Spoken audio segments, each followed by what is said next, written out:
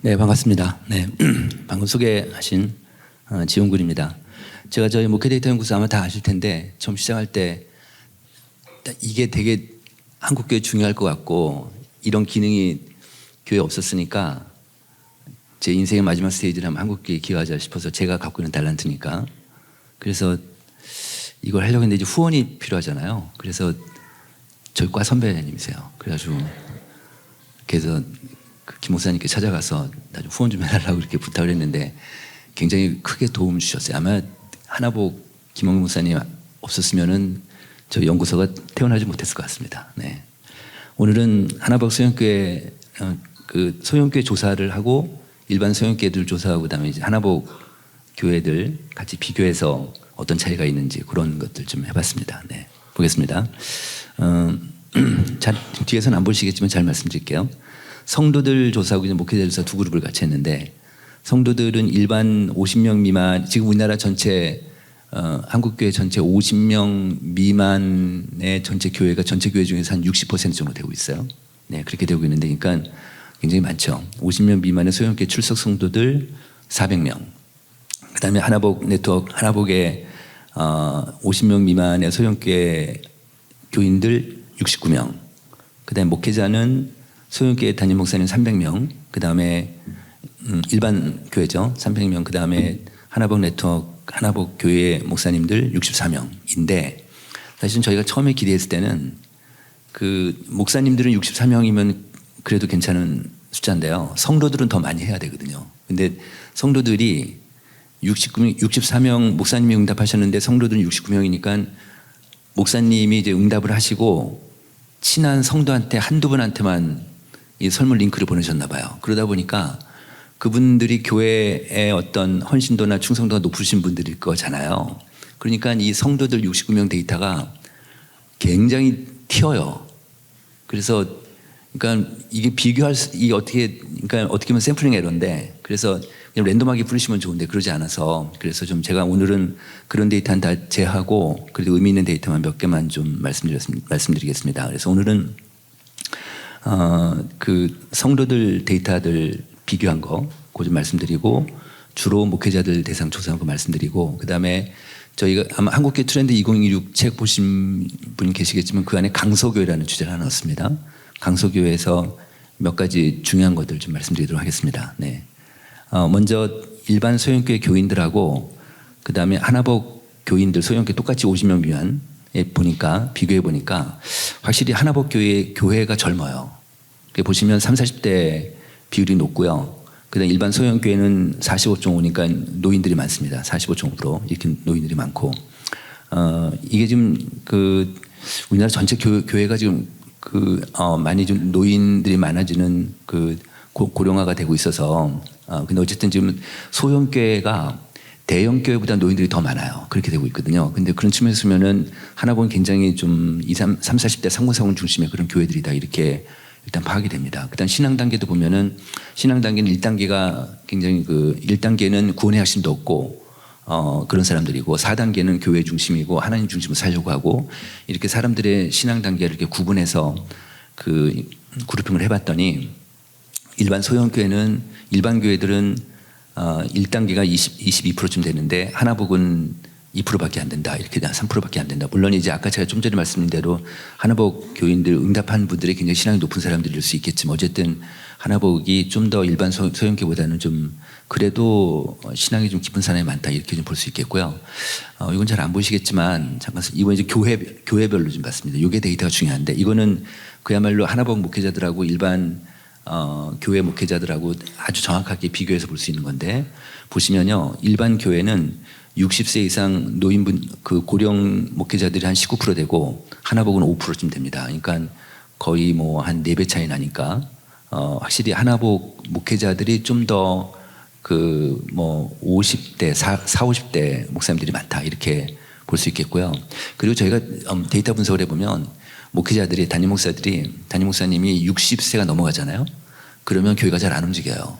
그러니까 성도들도 안 움직이고 교회도 안 움직이거든요. 그런 측면에서 보면은 가장 40대나 50대 목회자들이 가장 왕성하게 변화하려고 하고 교인들도 마찬가지로 그런 특징이 좀 보여지죠. 그러니까 하나복이 확실히 일반 교회보다는 좀 변화지향적인 교회다 이렇게 볼 수 있겠습니다. 그다음에 시무교회 위치를 보면 대도시하고 중소도시 쪽이 하나복이 많습니다. 읍면 지역보단. 그다음에 시무 기간을 보더라도 소형교회는 굉장히 오래된 목사님들이 많고, 그다음에 하나복은 그래도 뭐 10년 미만의 분들이 한 70% 가까이 되고 있습니다. 그다음에 교회 규모로 보면은 이번 조사 데이터를 보니까 일반 소형교회는 지금 15명 미만이 한 28%인데 하나복은 한 22% 되고, 맨 아래 보시면은 30에서 50명 사이가 일반 소형교회는 일반 교회는 36%고 그다음에 하나복이 약간 더 39%니까 약간 더 하나복의 교회 규모가 50명 이하에서 비교해 보면 하나복이 약간 더 높다, 약간 더 좀 교인 수가 좀 많다, 이렇게 좀 볼 수 있겠습니다. 자, 이제 먼저 성도조사 좀 보겠습니다.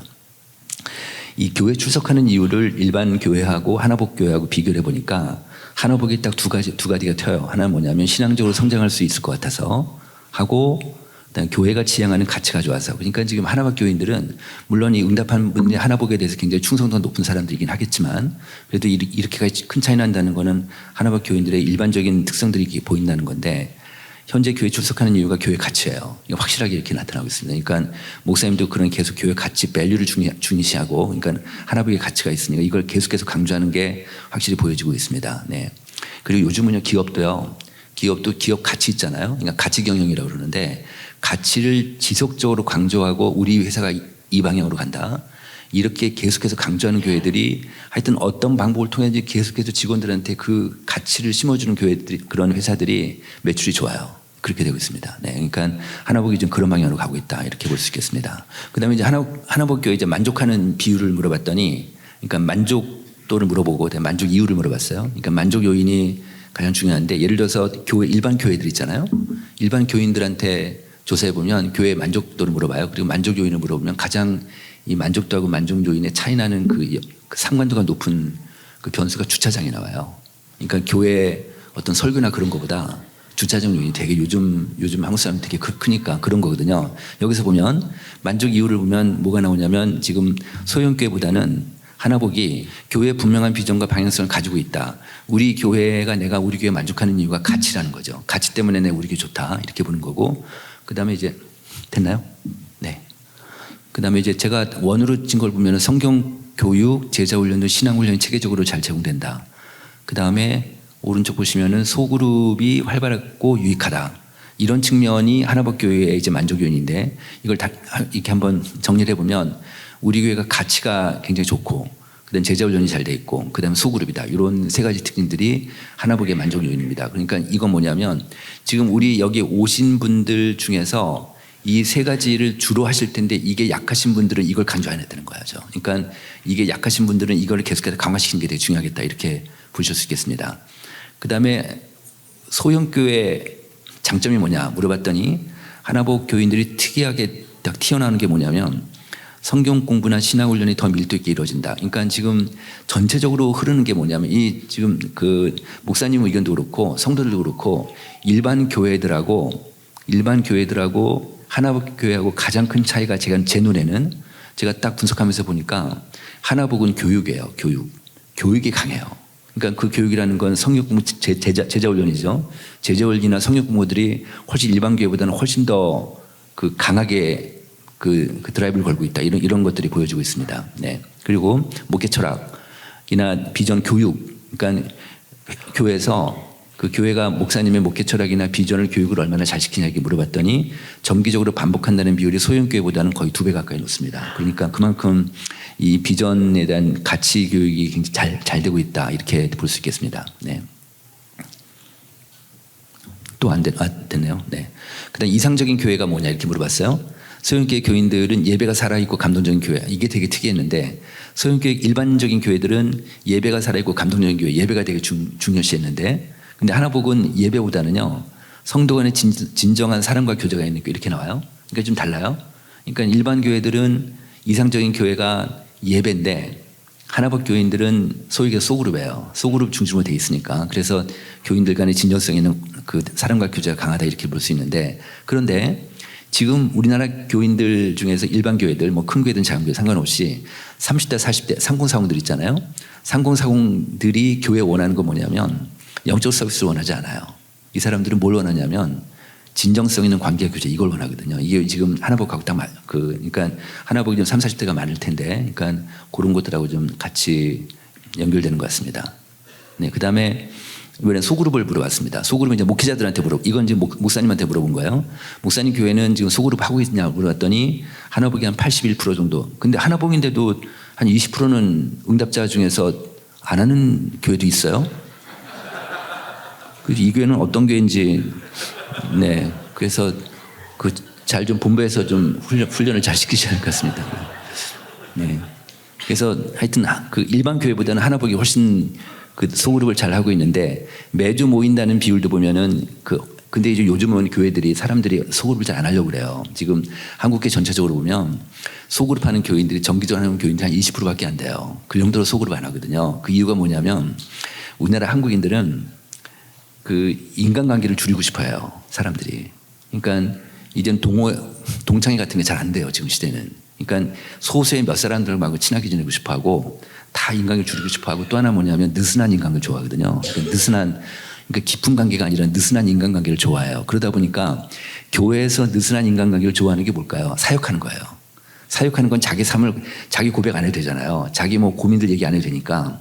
사역은 그렇게 잘하는데 소그룹에는 안 들어가려고 하는 거예요. 소그룹에 들어가면 자기 얘기를 해야 되니까. 그런 게 좀 부담스러운데, 어쨌든 근데 이제 그러니까 많은 교회들이 어쩔 수 없으니까 매주마다 못하고 2주에 한 번씩 하고 한 달에 한 번씩 하고 그런 교회가 진짜 많거든요. 근데 그래도 하나복은 매주마다 모이고 있는 비율이 한 79%까지 되고 있습니다. 네, 그 다음에 모임 시간을 보면 저는 이거 깜짝 놀랐는데, 지금 한국계 평균이 50분이에요. 소그룹이 50분인데 하나복은 지금 이게 지금 구간으로 해서 평균값이 안 나는데, 보세요. 2시간에서 3시간 사이가 38.6%고 3시간 이상이 42%니까 2시간 이상 하는 분들이 한 80%니까 대부분이라고 볼 수 있거든요. 그러니까 하나복은 그만큼 소그룹 중심으로 이게 뭉쳐있는 교회다. 그러니까 아무래도 이렇게 되다 보니까 공동체성이 굉장히 올라갈 거예요. 왜냐하면 공동체성을 구성하는 여러 가지 요인들이 있는데, 가장 중요한 요인이 상관도가 높은 요인이 소그룹이거든요. 그러니까 공동체성은 소그룹이거든요. 그러니까 그런 측면에서 보면은 하나복이 다른 교회보다는 그 소그룹이 되게 강하다, 이렇게 볼 수 있겠습니다. 그 다음에 이제 그 속성별 평가를 보니까, 이거 이제 교인들한테 물어본 거예요. 소그룹을 통해서 그리스도인의 삶의 방식을 배운다도 하나복이 좀 높고, 정신적으로 힘들 때 소그룹을 통해 위로를 받는다도 87% 이렇게 하나복이 높고, 소그룹을 통해 신앙이 성장한다도 하나복이 높고, 피를 나눈 형제보다 소그룹 구성원들이 더 가깝다고 생각한다. 네, 이거는 저희가 만든 워딩이 아니라 하나복에서 만들어 주셨어요. 네. 네. 그다음에 또 하나, 이건 뭐냐면 이제 자기 속 깊은 이야기까지 나눌 정도, 그러니까 바람직한 소그룹 간의 관계가 뭐냐. 자기 속 깊은 이야기까지 나눌 정도의 가까운 사이다. 그 다음에 개인의 프라이버시를 위해 속 깊은 이야기는 서로 관심을 두지 않을 정도의 사이다, 이런 건데, 그러니까 그래도 속 깊은 얘기를 나눌 수 있는 관계가 소형 하나복이 한 93%까지 되니까 훨씬 더 높게 나옵니다. 그러니까 아무래도 하나복은 깊은 얘기를 하는, 근데 사람들이 새어나갈 염려 없이 자기 얘기를 마음껏 할 수 있는 그 사람이 필요하거든요. 모든 사람들은. 근데 그 하나복도 아마 여기에 걸릴 수 있을 텐데 비밀이 잘 안 지켜져요.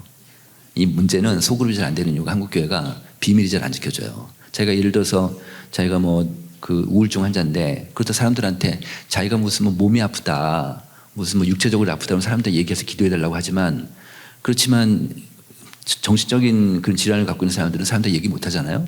그럼 소그룹에 가서 얘기하잖아요. 소그룹에서 이제 내 우울증 걸렸다 그러면은, 그럼 거기 사람들이 그러냐고 같이 위로도 해주고 같이 기도도 해주고 그렇게 좋은 병원도 소개시켜주고 이럴 텐데, 근데 이제 몇 주리 있다가 이 집사님한테 딴 교인이 자기한테 와가지고 집사님 저 우울증 걸렸다며요. 이래버리면 이건 다 깨지는 거죠. 그러면 이제 그 마음에 그 상처가 있잖아요. 근데 하나복은 어떨지 모르겠는데, 하여튼 우리나라 소그룹의 가장 큰 문제가 비밀이 안 지켜지는 거예요. 네, 그 문제만 좀 잘 해결하시면 좋겠다. 그래서 소그룹 할 때 어떤 교회는 시작할 때 서약서를 써요. 서약서. 그래서 여기서 얘기된 절대로 밖으로 안 나간다. 이런 것들이 되게 중요하겠다 볼 수 있겠습니다. 이번에 이제 목사님들 조사입니다. 현황을 좀 보면, 교회 개척할 때 중요하게 생각한 사항이 뭐냐 그랬더니, 그러니까 하나복에 들어오는 그 전이었겠죠. 그 교회 개척할 때 중요하게 생각한 요인이 뭐냐면 목회 철학 정리하는 거, 비전 수립하는 거. 그다음에 개척 멤버 확보 및 개척에 대한 인식을 공유하고 교육하는 건데 어쨌든 맨 왼쪽 보시면 그러니까 하나복 목회자들은 기본적으로 이 밸류 가치에 대해서 생각을 많이 하시는 것 같아요. 목회 철학이나 이 비전을 수립하는 거다. 그러니까 아마 이런 욕구들이 많으시니까 이런 성향들이 있으시니까 하나복에 들어오신 것 같다. 이런 생각이 좀 들었습니다. 그다음에 그 교인 연령별을 보니까 요거는 보면은 보세요. 지금 검정색이 일반 교회고 하나복이 그 살색인데 보면은 하나복이 지금 가장 많은 연령대가 40대예요. 40대고 30도 약간만 좀 비슷하고 그리고 하나복이 또 40대가 많아 보니까 그 18세 미만의 10대 청소년들 같은 것도 많고 아이들도 많고 맨 오른쪽 보시면 60대고 50대 보면 확실히 60대고 50대는 하나복이 적고 일반 교회가 많잖아요. 그러니까 하나복 교회는 젊은 교회다 이렇게 볼 수 있고 젊기 때문에 교회 학교도 있다 이렇게 보실 수 있겠습니다. 네, 그렇게 보면 됐고요. 지금은 이제 가족 종교화 시대니까 부모가 교회 다니면 애들도 교회 다니고 부모가 교회 안 다니면 애들도 교회 안 다니는 시대가 됐단 말이에요. 지금 현재 부모하고 아이들하고 종교 일치도가 각 종교 일치도가 80%가 넘어요. 그렇게 되고 있거든요. 그러니까 3, 40대가 많으면 그만큼 교회 학교가 많은 거죠. 그렇게 되고 있습니다. 여기서 보시면 시무교회 교회 신앙 성장, 그러니까 교인들이 영적으로 신앙 성장하는 게 어떠냐 물어봤더니 일반 교회는 더 많이 성숙해지고 있다가 12% 되는데 하나복은 한 19%까지 올라가요. 그러니까 꽤 많이 큰 차이가 나고 있습니다. 그래서 이거 보니까 하나복은 이런 가치를 중시하고 제자 훈련하고 성역 공부하고 소구를 하다 보니까 일반 교회보다는 좀 더 영적으로 성숙한 사람들이 많아지고 그리고 영성들이 일반 교회보다는 차이가 나고 있더라 이렇게 볼 수 있겠습니다. 그런데 이게 그 신앙 성장이 이루어지는 이유가 뭐냐 그랬더니 훈련 맨 오른쪽에 두 번째 보시면 제자 훈련이죠. 제자 훈련에 힘쓰고 그다음에 두 번째는 소그룹 활동을 강조해서 그러니까 소그룹과 그다음에 1대1 그 제자 훈련하고 소그룹이 결국은 이 두 가지가 그러니까 하나복이 가장 특징적인 교육 프로그램은 말하자면 소그룹하고 이 훈련인데 제자 훈련인데 이 두 가지가 결국은 하나복의 어떤 교인들의 신앙을 결정짓는 두 가지 요인이다 이렇게 볼 수 있겠습니다. 근데 일반 교회들은 그렇지 않죠. 일반 교회들은 그냥 뭐 개인적인 경건 생활, 설교, 뭐 예배 이런 쪽으로 가고 있는데 완전히 하나복은 다른 색깔로 가고 있습니다. 이런 것들이 차이가 나고 있습니다. 그런데 보시면 이번에는 양적 평가를 해봤어요. 양적 성장을 평가를 해보니까 소형교회는 기대보다 더 성장했다는 비율이 8%고요. 하나복은 한 16%까지니까 2배 정도 차이가 납니다. 여기서 보시면 앞에서 질적 평가는 12에서 19 정도 되잖아요. 근데 양적은 8에서 16 정도 되고 있어요. 그러니까 2배 차이가 나고 있으니까 어쨌든 보면은 질적인 차이보다는 양적인 차이가 더 크게 난단 말이에요. 이게 무슨 뜻일까요? 질적인 성장이 양적인 성장을 갖고 오는 거예요. 그러니까 우리가 볼 때 오늘 이제 거의 대부분의 목사님들이 소형교회 목사님들이 알고 있는데 이 소형교회 목사님들이 생각하는 그 하나 좀 어려운 게 하나 있다면 이 성장이라는 단어를 되게 불편해하세요. 이 지금 부흥의 시대가 아니고 나는 성장이 아니야. 나는 건강한 교회를 만들 거야. 그렇게 말씀하시지만 이 교회의 건강도, 이 신앙 성숙도 이런 그 질적 성장이죠 말하자면 이 질적 성장이 양적 성장을 같이 갖고 가요. 이게 통계적으로 이게 상관도가 되게 높아요. 그런 측면에서 보면 우리 교회를 건강하게 만들고 질적으로만 한 사람 한 사람 신앙을 성장시키면 그러면 자연스럽게 양적 성장이 따라온다 이렇게 볼 수 있는데 왜 그러냐면 지금 코로나 전하고 지금하고 비교해 보면 지금 새신자 들어오는 비율이요. 새신자가 코로나 전에 100명 들어왔으면 지금 56명밖에 안 들어와요. 그 정도로 좀 전도가 안 되는 시대인데 그러니까 제가 생각할 때는 지금 이 시대의 각 교회별로 새로운 전도 전략이 뭐냐면 교회 만족도를 올리는 거예요. 교회 만족도를 교회 공동체성을 올리게 되면 사람들이 알아서 전도하게 된다 이런 거예요 말하자면. 그래서 그러니까 참 종교라는 게 희한한 게 우리 교회가 좋으면 다른 사람한테 자랑하게 돼 있어요. 그러니까 이런 것들 좀 생각하시면 좋겠다는 거고요. 양적 성장 이유를 보니까 성도 상호 간의 사랑이 넘치는 분위기, 그 다음에 세 번째 교회의 가치에 동조하는 교인 증가가 있다. 그러니까 하나복이 지금 교회가 성장하는 이유가 가치하고 공동체성이에요. 근데 가치가 사람들 하나로 모이니까 이게 무슨 얘기냐면 가치는 이 밸류라는 건 어떤 뜻이냐면 사람들의 마음을 하나로 모으게 되고 얼라이먼트가 되는 거죠. 소위 얘기해서 영어로 얘기하면 원리스죠. 이 하나로 모이게 되는 거죠. 그게 이제 하나복 교회의 가장 큰 강점이고 목사님이 앞에서 선두에서 이걸 계속해서 외치고 방향 제시하는 것이 그런 게 이제 이런 데이터로 나오고 있습니다. 네. 그다음에 이제 목회 사역들 보겠습니다. 제자 훈련 비율을 보니까 하나복은 거의 다 하고 있습니다. 94% 하고 있고 그다음에 일반 교회들은 42%니까 2배 이상 차이가 나고 있습니다. 네, 그리고 그다음 제자훈련 교재는 풍성한 삶 이거 하고 있고요. 그다음에 제자훈련 방식은 일반 소형교회는 이런 개념이 없으니까 일반 교회들은 그냥 1대1 하는 비율이 20%밖에 안 되고 다 소그룹을 하는데 그 하나복은 1대1로 한다. 이 원칙을 갖고 가시나 봐요. 그래서 1대1로 하게 되니까 근데 참 이게 하나복 1대1로 하는 게 되게 어려운 건데 하고 계시는 거예요. 지금 한국인이요.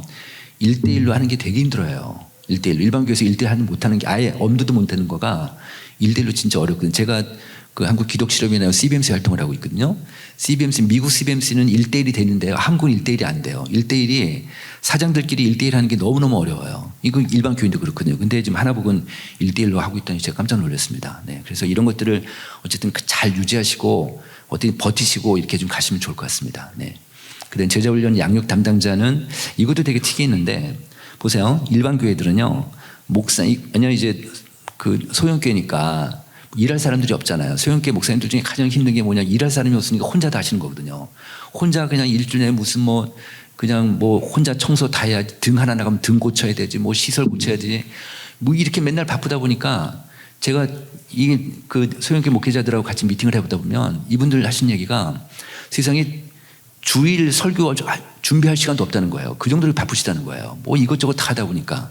그러니까 오로지 목사님하고 사모님밖에 없으니까 일반 교회들 보세요. 그냥 이 제자훈련 양육하는 분들도 목사님하고 사모님밖에 없어요. 그런데 하나복은 살색 보시면 하나복 데이터를 보세요. 부교육자, 그다음에 권사, 안수집사, 집사, 직분하는 선도 이런 분들이 그 훈련을 양육을 담당하고 있는 거니까 일반 교회보다는 그래도 평신도들이 나눠서 지금 제자훈련하고 있다 이렇게 볼 수 있다는 그 얘기 뭐냐면 평신도를 제자훈련 시켜서 어느 정도 리더로 세우신다는 건데 만약에 이게 안 되는 교회라면 이걸 반드시 하셔야 된다. 그래서 평신도들 키우는 게 되게 중요하다. 그러니까 저는 소형교회가 지금 현재 우리나라 저희 연구소에서 나간 부흥하는 교회 세태하는 교회 책 아시죠? 이 책 저희가 이 조사를 해보니까 한국교회 전 교회를 다 조사했거든요. 그랬더니 부흥하는 교회가 있고 쇠퇴하는 교회가 있잖아요. 부흥하는 교회는 어떻게 저희가 조건을 잡았냐면 지난 5년 사이에 성도들이 늘고 앞으로 5년 뒤에도 지금보다 성도들이 늘 거라고 예상하는 담임 목사님들 대해서 조사했어요. 그랬더니 이분들이 다 중대형 교회가 아니더라고요. 50명 이하 소형 교회가 한 30%가 있어요. 부흥하는 교회 중에. 그러니까 이 소형 교회도 하기만 하면 부흥할 수 있다. 성장할 수 있다. 이건 뭘까요? 대전제 조건이 이게 질적 성장이 돼야지만 지금은 양적 성장이 되거든요. 무슨 양적 성장에 대해서 질적 성장 없고 이런 비판을 하지만 사실 데이터를 보면 아무 없이 양적 성장이 절대 불가능해요.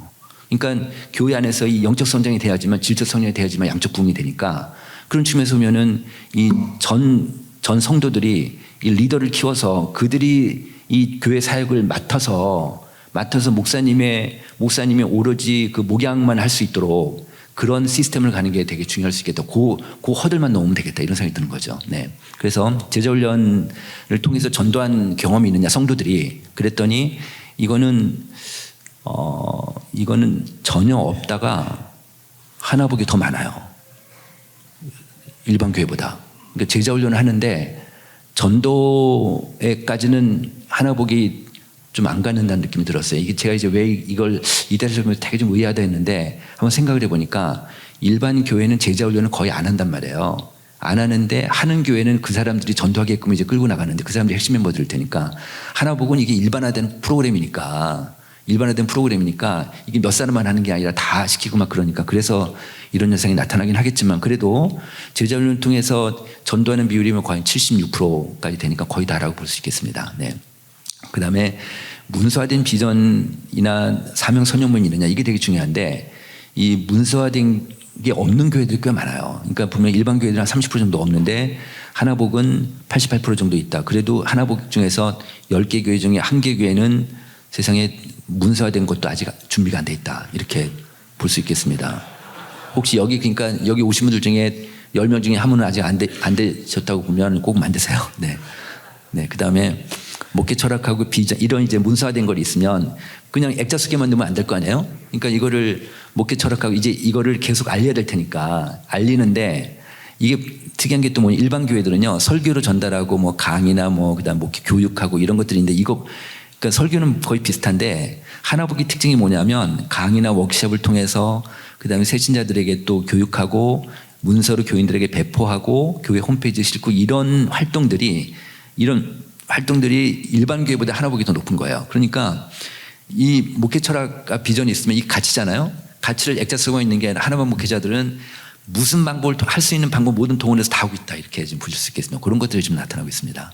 근데 이제 만족도를 보니까 이거는요 목사님들 입장에서는 큰 프라이드를 느끼셔도 될 것 같은데 일반 교회 목사님들은 만족도가 56%예요. 56%면 3.6점 정도 돼 평균 3.6점이 그렇게 높지는 않은 겁니다. 한 중간 정도 되는데요. 그리고 일반 한국교회 전체 목회자들이 한 63.6% 정도 됩니다. 근데 하나복 목회자들은 70% 되고 한 4.0이 되니까 하나복이 일반 전체 한국교회 전체 평균보다 높아요. 그러니까 목사님들이 그래도 만족하시면 살 수 있겠다 이렇게 좀 볼 수 있겠고 이 70%한 4.0점이면요 어느 정도냐면 우리나라 기업에서 제공하는 서비스나 제품 중에 가장 고객 만족도가 높은 고객 만족 지수가 높은 업종이 어딜까요? 은행이에요. 은행 증권사 이런 쪽이 되게 높거든요. 거의 거기랑 비슷합니다. 네, 그렇게 보이고 있습니다. 그다음 겸직하는 거 이중직. 겸직은 뜻밖에도 소형교회 일반 교회보다는 하나복이 더 높습니다. 일반 소형교회는 57% 되는데 하나복은 72% 되고요. 목사님의 배우자 같은 경우 사모님 같은 경우도 사모님 거의 비슷한데 목사님이 이중직이 더 높네. 아마 여기 오신 분들 중에서 이중직 하시는 분들이 꽤 많으실 것 같습니다. 자, 그 다음에 이제 과제를 보겠습니다. 여기부터는 좀 약간 우울한데요. 이렇게 하나복이 잘 돼도 걱정은 똑같아요. 걱정하시는 건 그런 거예요. 보세요. 일단 소형교회 주요 과제가 뭐냐 그랬을 때 이제 교회 규모, 그다음 파이낸스 쪽 그런 쪽이 좀 부족하다는 거고, 그다음에 다음 세대 신앙교육, 그다음 목회자의 무기력감 이런 것들이 있는데 이 목회자의 소형교회들이 무기력감이 심하거든요. 이거 번아웃이라고 하죠. 왜 번아웃? 이 번아웃이 일반 중등교회 목회자들이 굉장히 바쁘거든요. 되게 일이 많아요. 근데 소형교회 목사님도 또 다른 차원에서 일이 많은 건데, 근데 그 두 그룹 사이에, 그러니까 중대형교회들하고 소형교회 목사님들하고 이렇게 두 그룹 사이에 그 번아웃 측정을 해보면 번아웃 정도가 소형교회가 훨씬 많거든요. 왜 그럴까를 보면 이 소형교회 목회자들은 아무리 해도 반응이 없는 거예요. 아무리 해도 이 반응이 없는 것이 되게 힘들거든요. 그래서 무기력감 속에 있는데, 두 번째 볼게요. 다음 세대 신앙교육이 아마 소형교회도 몇 명 안 되지만 교회학교가 없는 교회가 많을 거 아니에요. 그럼에도 불구하고 다음 세대 신앙교육 고민하시는데 이게 주요 과제라고 보는데, 왜 이런 생각들을 목회자들이 하시냐면 저희가 이제 이번 조사는 다른 조사인데 이 소형교회 다니는 교인들한테 조사를 해보면요, 이 사람들은 그 대형교회 교인들하고 대형교회 교인들이 갖고 있지 않은 결핍감이 두 가지가 있어요. 하나가 뭐냐면 전도가 안 되는 거예요. 그렇게 해도 전도가 안 되니까 그 얼굴이 그 얼굴이니까 매주마다, 그러니까 너무 힘든 거예요. 그게. 두 번째 뭐냐면 아이들 신앙교육이에요. 애들 은근히 어쨌든 아이들 신앙교육이 안 되니까 특히 이제 30, 40대 부모들은 그게 너무 어려운 거예요. 그래서 소형교회들이 30, 40대가 많이 없어요. 그래서 결국은 버티다 다른 교회, 그 동네에 있는 큰 교회로 가서 교회학교 있는 교회로 가게 되는 그런 현상이 벌어지거든요. 근데 이런 두 번째 두 번째 욕구, 그러니까 아이들 신앙교육이 안 된다고 하면은 이거를 커버할 수 있는 유일한 방법이 부모교육이에요. 부모교육. 그러니까 우리 교회가 교회학교가 없더라도 부모들은 같이 일 수 있잖아요. 그래서 집에서, 가정에서 지금 우리나라 전국에 지금 그 학부모들 중에서, 크리스찬 학부모 중에서 가정에서 지금 신앙교육 시키고 있는 집이 얼마나 될까요? 5%밖에 안 되거든요. 진짜 안 시켜요. 진짜 가정교육에 가정신앙교육 못 시키고, 또 왜냐하면 이 30, 40대 부모들이 지금 서울 같으면 맞벌이 비율이 한 60%가 넘어가요. 그러니까 맞벌이 비율이 높으니까 또 하나 뭐냐면 이게 소득 수준이 나눠지게 되는데 소득이 낮을수록 맞벌이 비율이 올라가거든요. 그렇게 되고, 또 그런 게 있고, 또 하나 뭐냐면 또 힘드신 것 중에 하나가 뭐냐면 여러분들이 힘드신 이유가 이 교인들의 경제 수준이요, 교인들의 소득 수준이 교회 규모별로 차이가 나요. 그러거든요. 근데 그게 딱 가르는 기준이 100명이에요. 100명. 그러니까 100명이 넘으면 거의 비슷해요. 사람들 우리 한국 교인들의 수준이 비슷한데 100명 밑으로 떨어지게 되면 소득 수준이 뚝 떨어져요. 그러니까 여러분들 교회 교인들이 일반 한국인들의 평균보다 소득이 떨어질 거예요. 그래서 그런 것들 때문에 되게 힘드신데 그러다 이제 아이들 신앙교육까지 걸리니까 목사님들이 이게 중요하지만 목사님이 이런 고민이 있는 거죠. 그래서 아이들 신앙교육은 결국은 아이들 교육이 없는 걸 만들 수는 없으니까 그러니까 부모들 교육하는 게 되게 중요하겠다. 그다음 물론 이제 연합적으로 하나복 교인 그 지역의 하나복 교인들끼리 해가지고 뭐 연합 수련을 한다든지 이렇게 할 수는 있겠지만 자 그다음에 이제 목회적 어려움이 뭐냐 개인적 어려움이 뭐냐 그랬을 때 나의 역량이 부족하다. 경제적 어려움이다. 미래에 대한 비전 이런 것들이 나오는데 하나복 목사님들이 일반 교회 목사님보다 자기 역량이 부족하다는 비율이 더 높아요. 그러니까 문제의 원인을 본인한테 찾고 계신 거예요. 본인한테. 그러니까 요거는 되게 전 중요한 요인이라고 봐요. 그러니까 그 내가 나의 역량이 부족하니까 본인 스스로 이렇게 내가 너무 자책할 필요는 없겠지만 그렇지만 그럼 이걸 어떻게 이겨낼 건가 이런 것들 그래서 이런 교육이라든지 목회자 그룹에서 또 교육을 하시고 계속 자기 성장을 하는 게 되게 중요하겠다. 아마 다른 일반 교회보다는 하나복 목사님들이 교육에 대한 욕구가 더 높으실 것 같아요. 네, 그런 것들을 해서 계속 자기 역량을 키우는 게 되게 중요하겠다고 볼 수 있겠습니다. 그 다음에 소형교회 목회자의 목회의 핵심이 뭐냐? 핵심 요소가 뭐냐 물어봤더니 성도 모두가 동일한 목회 비전과 철학을 공유하는 게 되게 중요하다. 이게 지금 하나복 목사님들 일반 교회보다 훨씬 높아요. 한 59대 43 정도 되니까.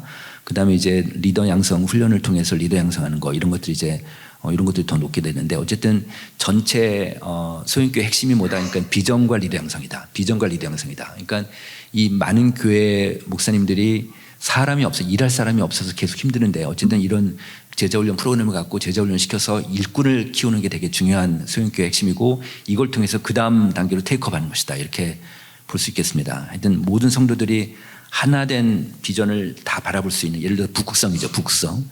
예를 들어서 사막 그 나치반이 없을 때는 사막 여행자들이 뭘 보고 갔습니까? 북극성 보고 갔잖아요.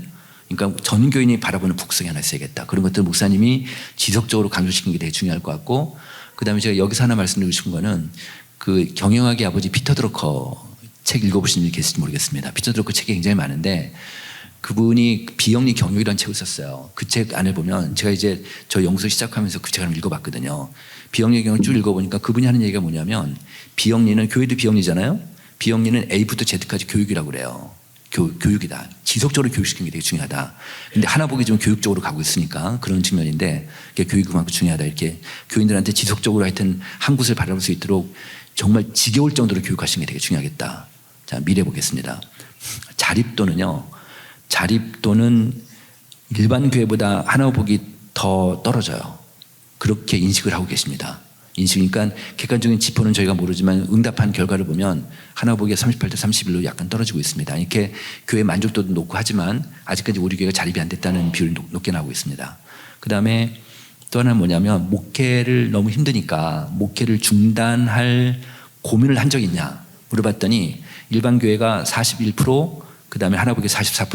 그러니까 이렇게 교회가 뭐 이렇게 가치 중심으로 하고 있지만 그래도 이런 고민을 해본 너무 힘드니까 고민해본 적 있다 44%니 아마 여기 오신 분들도 이런 고민을 좀 하실 수 있을 것 같습니다. 근데 왜 그런 고민을 해봤냐 물어보니까 재정적인 문제 그 다음에 교회가 고령화되는 문제 이런 것들 좀 있습니다. 네.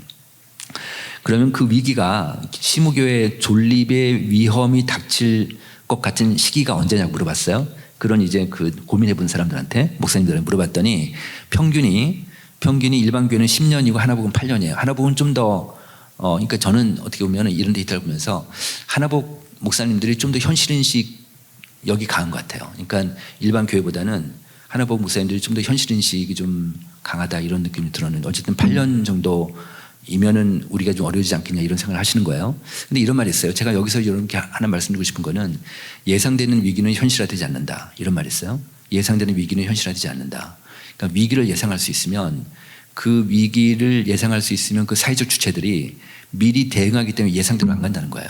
안 간다는 거죠. 지금 한국 교회가 기독교인과 저희가 지금 매년마다 한국갤럽이 계속해서 조사를 하고 있는데 일반 국민 조사에서 그 종교 데이터를 하나씩 뽑아내고 있거든요. 제가 그걸 돈 주고 사고 있어요. 작년 연말 데이터를 받아봤더니 지금 그 전에는 우리나라 개신교 기독교율이 한 17% 됐어요. 근데 지금 18%로 올랐어요. 한 1% 올랐거든요. 그러니까 계속 떨어지니까 교회들이 다 긴장하니까 긴장하니까 계속 지금 이 추세로 가면은 2050년 되면 11%까지 떨어지는 거 나오거든요. 그런 예상치가 나오니까 야, 그럼 우리가 안 되겠구나.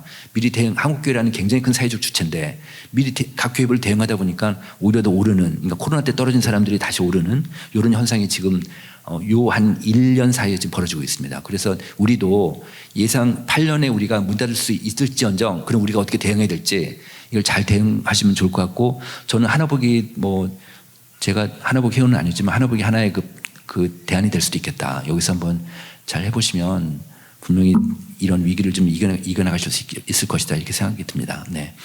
그다음에 합병 지금 M&A가 조금씩 되고 있는데 이게 의향은 그러세요. 일반 교회들은 15% 정도 합병 의향이 있는데 하나복 목사님들은 22%까지 있어요. 그러니까 힘드시니까 이제 합병하려고 하는데 이게요, 기업 M&A도 보면 이 물리적인 M&A가 있고 화학적인 M&A가 있는데 물리적으로 윗선에서 그냥 서로 해가지고 M&A를 하더라도 화학적으로 결합이 안 되는 경우가 많아요. 그죠? 지금 이것도 마찬가지인데 만약에 M&A를 하신다고 하더라도 일단 기본적으로 비전이 같아야 돼요. 그죠? 그 교회가 교단보다는 비전이 같아야 되거든요. 그러니까 비전이 같아야 되니까 이런 하나복 그 교회들끼리는 M&A 할 수는 있겠죠. 그런데 이제 물리적으로 될 수는 있겠지만 화학적으로 어떻게 되는가를 정말 고민을 많이 해보시고 스타디를 많이 하시고 해서 쉽게 하기는 쉽지 않겠다 이런 생각이 듭니다. 네. 하나복 네트워크입니다. 하나복 네트워크가 목회적인 도움이 얼마나 됐냐 물어봤더니 도움된다는 비율이 98% 나왔어요. 그러니까 목회 절대적으로 지금 하나복에 도움된다 이렇게 응답을 하고 계십니다. 어디에도 어떤 내용, 어떤 때 도움을 받냐 이렇게 물어봤더니 목회의 본질, 방향을 잊지 않도록 해주었다. 이게 거의 압도적입니다. 그 다음에 제자훈련, 전도에 도움이 되었다, 공동체 세우는 데 도움이 되었다 이렇게 응답을 하고 있습니다. 어쨌든 목회 본질, 목회 방향 이거를 계속 견지하고 유지할 수 있게 해주고 잊지 않게 해주고 있다. 이게 하나복 네트워크의 가장 큰 강점인 것 같습니다. 그 다음에 이번에 응답하시는 분들 보면 하나복 네트워커가 한 55% 되고 동역 회원이 29% 되고 키맨이 7.8, 일반 회원이 6.4 이렇게 되고 있습니다. 네. 자, 이번에는 이제 지금까지 쭉 말씀드렸는데 이걸 한번 정리를 해봤어요. 정리를 했습니다. 하나복 교회는 가치 중심적 교회다. 이거 맞죠? 그죠? 이렇게 정리할 수 있겠습니다. 하나복 교회 성도들이 교회에도 헌신적이다. 아니면 가치, 이 참 재밌어요. 이 가치에 사람들이 몰입하게 되면요 헌신적이 돼요. 그런 게 있어요. 그래서 회사도 마찬가지죠. 회사에서 월급을 주면 얼마나 더 많이 주겠습니까? 직원들 인건비를 올려주면 그 인건비 올린 상승 효과 6개월밖에 안 가요. 그러거든요.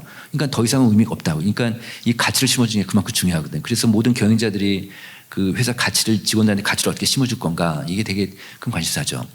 그 다음에 근데 한국교회는 이걸 잘 모르세요. 근데 하나복이 이걸 하고 있다는 거죠. 네. 그 다음에 세 번째, 하나복 교회는 성장하고 있다. 양적으로 질적으로 조금씩 성장하고 있다. 이렇게 볼 수 있고, 그 다음에 성장 여부는 이 사역 구조가 되게 중요하다는 생각이 드는 거예요. 그러니까 제자훈련 시스템, 그다음 소그룹 시스템, 비전교육 이런 것들이 결국은 그냥 그때 그냥 이루어지는 게 아니라 사역 구조를 만드는 게 되게 중요하겠다. 그런 거고요. 목회자 모임, 우리 같으면 이제 그 하나복 네트워크인데 하나복 네트워크의 목회 소진을 예방하는 보호장치가 된다. 여러분들끼리 그런 게 있나 모르겠는데 교인들은 소그룹을 이렇게 잘 해서 하시잖아요. 여기 하나복 목사님들끼리 소그룹이 있으신가요? 있으세요? 네, 목사님끼리 같이 소그룹 하시면서 삶을 나누고 그렇게 하시면 좋을 것 같습니다. 그 다음에 6번째, 하나복 네트워크는 소형교회 사역 모델 실질적 표본이다. 7번째는 하나복 네트워크 소형교회 합병 모델의 개발. 그래서 이것도 한번 하나복에서 한번 좀 준비해 보실 필요도 있을 것 같아요. 합병 모델을 좀 한번 좀 계속 고민도 해보시고 인터뷰도 하셔가지고 모델도 개발할 필요가 있겠다. 왜냐하면 이런 욕구들이 좀 있으니까. 네, 이번에는 여기까지 지금까지 우리 소형교회하고 그다음에 하나복 교회 리서치한 결과고요. 한국교회 트렌드 2016에서 저희가 강소교회를 했는데요. 그 데이터를 좀 보여드릴게요. 이것도 여러분들 물론 좀 전 거하고 좀 중복이 되긴 하지만 안 되는 것도 있으니까 잘 말씀드려보겠습니다. 우리나라 국민들, 넌크리스찬들이 대형 교회를 더 이미지가 한국교회 신뢰도가지만 23%밖에 안 되니까 한국교회를 교회를 신뢰하는 일반 국민들이 23%밖에 안 돼요. 그런데 그 안에는 기독교인들도 있잖아요. 기독교인 빼고 넌크리스찬들이 기독교를 신뢰하는 비율이 9%예요. 진짜 우리 교회를 신뢰하지 않아요. 신뢰하지 않는데, 그런데 대형 교회하고 소형 교회하고 두 개를 구분해서 일반 사람들 물어보면 어디가 더 신뢰도가 좀 높을까요? 그래도 소형교회가 높아요. 대형교회는 진짜 사람들이 안 좋아해요. 안 좋아하는데 근데 소형교회는 그래도 바로 집 옆에 있으니까 워낙 많으니까 소형교회 이미지가 좋은데 그래서 상대적으로 좋은데 그 좋은 이유를 물어보니까 따뜻하대요. 소형교회가. 그다음에 지역사회 함께하는 좋은 이웃이래요. 이런 이미지가 사람들한테 있어요. 그런데 그래서 이제 출석교회에 대한 소형교회 교인들하고 중대형 교인들하고 이제 두 개 비교해가지고 만족도를 물어봤어요. 그럼 우리가 보통 생각할 때는 중대형교회 교인들이 만족도가 더 높을 거 아니에요. 왜 그러냐면 거기는 시설도 잘 돼 있고 그다음에 다음 세대 교육 잘 돼 있고 뭐 잘 돼 있을 테니까. 그런데 프로그램 잘 돼 있고 그런데 보면은 만족도가 큰 차이가 안 나요. 보시면 오른쪽 박스에 보시면은 소형교회 교인들이 자기 교회에 만족하는 비율이 65%예요. 근데 중대형교회는 69%니까 뭐 4% 차이 나는데 평균 연수는 3.9점, 3.9점이 똑같아요. 그러니까 큰 차이가 안 나요. 통계적으로 별로 의미한 차이가 안 나거든요. 그러니까 만족도는 큰 차이가 안 난다는 얘기는 소형교회 교인들도 나름대로 만족하는 게 뭐가 있는 거예요. 그죠? 만족하는 게 있는데 이제 강소교회를 저희가 정의를 해봤어요. 분명한 명확한 교회 철학과 분명한 사명을 바탕으로 강력한 공동체성 있는 소형교회다 이러는데 제가 보면 많은 소형교회 목회자들 이렇게 만나보면요. 우리는 다르실 것 같아요. 우리는 다르죠. 우리는 계속 교육을 받으시니까. 일반 교회 목회자들은요. 자기가 어떤 목회 철학과 분명한 사명감이 있는지 비전과 철학이 뭔지를 클리어하지가 않아요. 대목회자들이 클리어하지가 않아요. 그러니까 자기 스스로 클리어하지 않으니까 교인들한테 절대적으로 전달을 못하는 거예요. 전달이 안 되는 거죠. 근데 우리는 그래도 이게 클리어하니까 이걸 지속적으로 전달할 수 있는 통로도 있고 분명한 컨텐츠가 있잖아요. 그런 게 되게 중요한데 그래서 이런 걸 바탕으로 해서 강력한 공동체성이 있는 소형교회다. 그러니까 강력한 공동체성이 있어야지만 강소교회다 이렇게 보는 건데 볼게요. 강소교회 조건 중에 하나가 뭐냐면 이 소형교회 다니는 성도들한테 물어본 거예요. 우리 교회 장점이 뭐냐. 아까도 있었지만 장점이 뭐냐 물어보니까 가족적인 분위기, 교인 간의 친밀감, 유대감이 높은 거예요. 그런데 이게 뭐냐면 그러니까 공동체성이죠. 그러니까 교인들 간에 끈끈함, 아주 똘똘 뭉쳐있는 게 확 보이는 거예요. 그러니까 소형교회 몇 명 안 되니까 우리끼리 똘똘 뭉쳐있는 게 되게 중요하다. 이게 가장 큰 강점인데 두 번째 보세요. 목회자와 성도의 친밀성. 이건 무슨 뜻일까요? 이건요. 목사님하고 성도들하고 수평적이라는 얘기예요.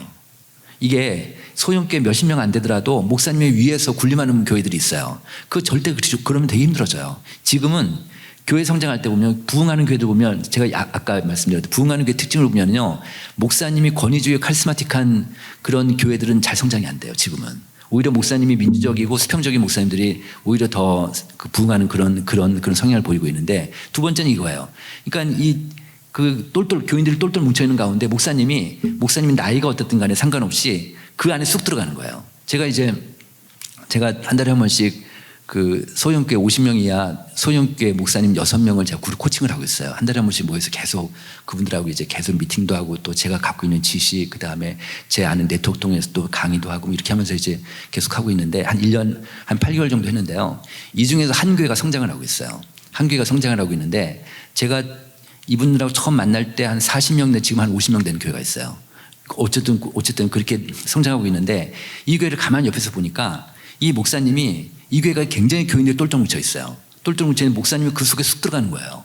그래서 목사님 그들까지 뒹굴 스크립하면서 이런 게 되게 중요한 것 같고 이게 결국 그 소형교회 강소교회 그 특징 중에 하나겠다는 거고 두 번째는 전도인데 여기 보시면은 소형교회하고 중대형교회들 이거 목사님한테 물어본 거예요. 교회가 성장하는 이유가 성장하는 교회들한테 물어봤죠. 그랬더니 첫 번째가 뭐냐면 성도들 간의 친밀한 거 이거 마찬가지. 그러니까 이게 뭐냐면 그 공동체성이죠. 유대감. 근데 두 번째가 이제 지속적인 전도다. 전도가 이제 두 번째가 높으니까 그게 전도가 되게 중요하다. 이렇게 볼 수, 물론 그렇지만 전도보다 더 중요한 거는 공동체성이다. 이렇게 볼 수 있겠습니다. 그리고 이제 그다음에 또 하나 뭐냐면 소형교회 목회 장점이 뭐냐 했을 때 본인의 목회처를 실천할 수 있다. 그러니까 목회처의 분명한 교회가 결국 강소교회 조건이 될 것이다. 이렇게 보는 거고. 아까 말씀드린 게 이거예요. 소형교회 단점을 보면 그 목사님한테 물어본 거죠. 단점을 보니까 그 담임 목사님 교회 파이낸스가 좀 어렵다는 건데 이게 지금 그 하늘색이 성도들이고요. 파란색이 목사님이에요. 소형교회 목사님들. 이 두 그룹을 같이 조사한 건데 그 박스 한번 보세요.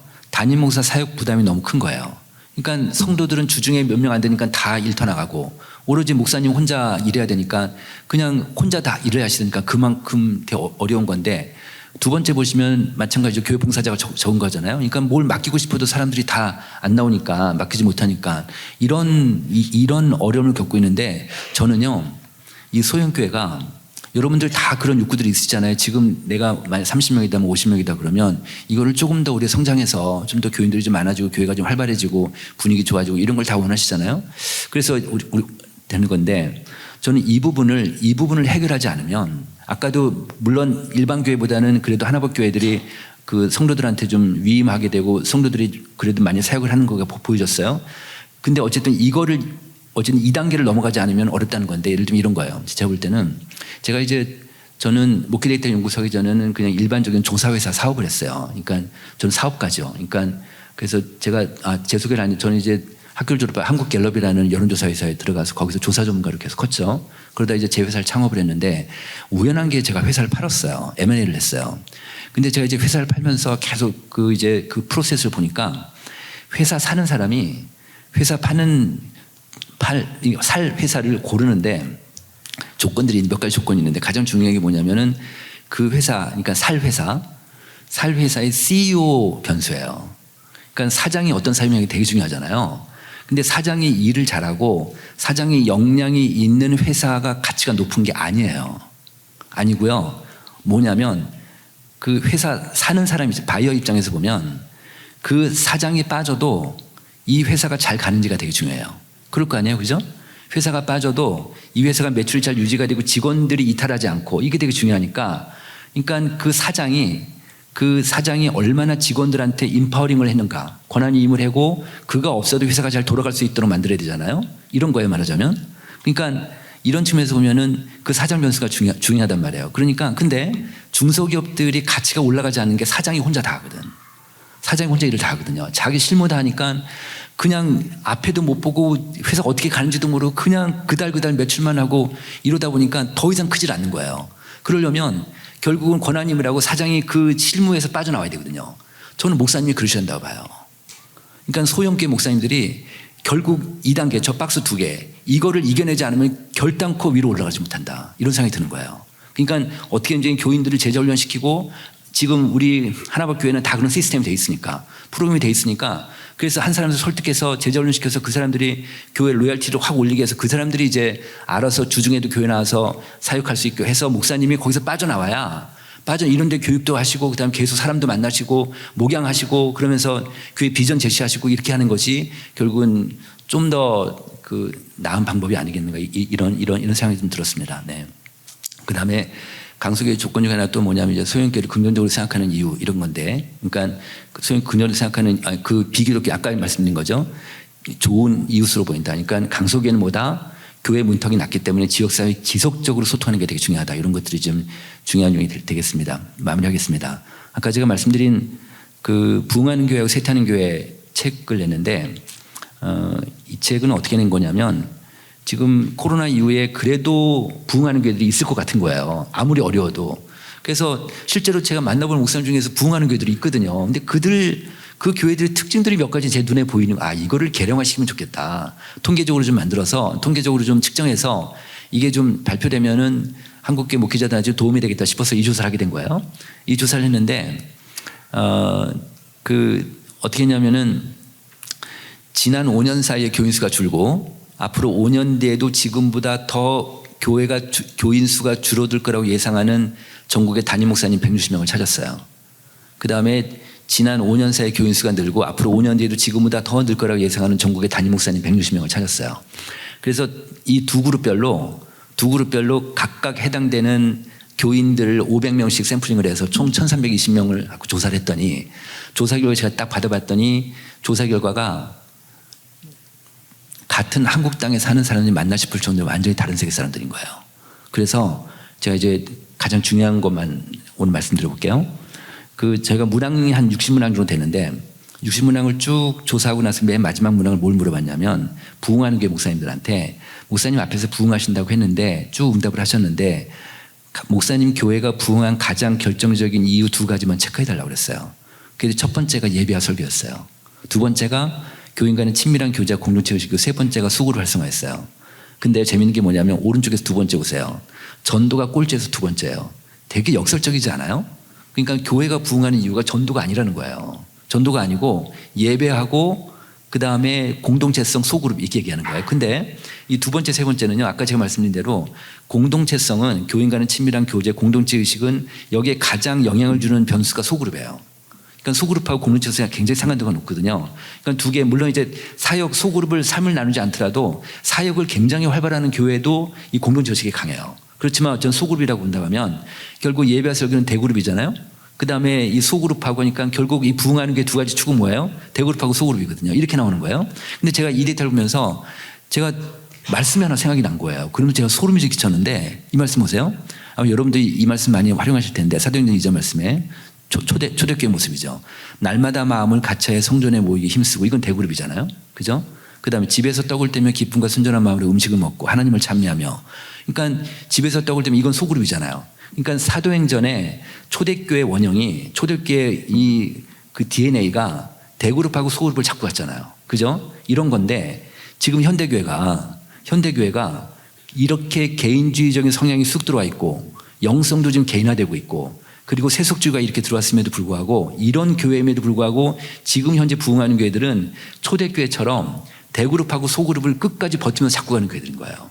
이게 되게 중요하다. 그래서 저희가 조사 끝나고 나서 뭘 물어봤냐면 그 부흥하는 교회 목사님들 전화를 했어요. 전화를 해서 혹시 시간을 허락하시면 저희 연구원을 보내서 한 2시간 정도만 인터뷰를 좀 하고 싶습니다. 그랬어요. 그래가지고 그 중에서 이제 허락한 분들한테 저희가 갔어요. 가가지고 연구원들이 이제 인터뷰를 했어요. 인터뷰해가지고 녹취록을 쭉 따가지고 그렇게 해서 쭉 녹취록을 다 해가지고 분석을 해봤더니 분석 결과가 뭐였냐면 그 부흥하는 교회들 목사님들의 공통적인 특징이 하나 있었어요. 그게 뭐 예배였어요. 예배인데 예배를 단순화시켰어요. 오로지 교인들이 예배에만 집중할 수 있게 목사님 설교에만 집중할 수 있게 지금 보니까 우리 교회 같은 경우도 그 아까 제가 보이진 않았지만 하나복교회 성도들은 목사님 설교에 대한 그 강점을 보이고 있더라고요. 어쨌든 이 설교에 집중할 수 있게 예배에 집중할 수 있게 어떤 교회는 광고까지도 없애버렸어요. 예배 시간에. 그래서 오로지 예배를 단순화시켜서 복음에 집중할 수 있도록 만드는 그런 특징이 나타났어요. 그래서 이런 예배와 설교 대그룹하고 이 소그룹을 찾고 하는 게 되게 중요하겠다. 이런 것들이 특징적으로 보고 있습니다. 제가 이제 이 오늘의 마지막 멘트인데요. 저희가 이제 성장하는 교회도 있잖아요. 이 부흥하는 교회들한테 굉장히 사역이 활발해지고 교회 분위기가 좋은 아주 활발해지는 교회 목사님들 물어봤어요. 뭘 물어봤냐면 목사님 이렇게 교회가 이렇게 많이 바뀐 이유가 뭡니까? 이렇게 물어봤더니 교회가 이렇게 활발해지는 성장하는 이유가 물어봤더니 첫 번째가 교인 수가 증가해서 그 다음에 교인들이 헌신해서 이 두 가지가 아니었어요. 아니고 첫 번째 응답이 뭐였냐면 나의 목회 철학과 비전이 바뀌어서였어요. 그랬거든요. 그러니까 제가 그런 데이터를 보면서 우리나라 교회는 목사님이 변하는 것만큼 교회가 바뀌는 것 같다. 목사님이 바뀌는 것만큼만 교회가 바뀌는 것 같아. 이런 생각이 드는 거예요. 그래서 결국 목사님이 성장하는 것만큼 교회가 성장한다. 이런 생각이 들었습니다. 그래서 가장 중요한 건 목사님들이니까 목사님들이 어쨌든 계속해서 성장 욕구를 가지시고 내가 계속 성장해 바뀌어야 된다. 이런 생각을 갖고 좀 하시면 좋을 것 같습니다. 여기까지 마치겠습니다. 감사합니다.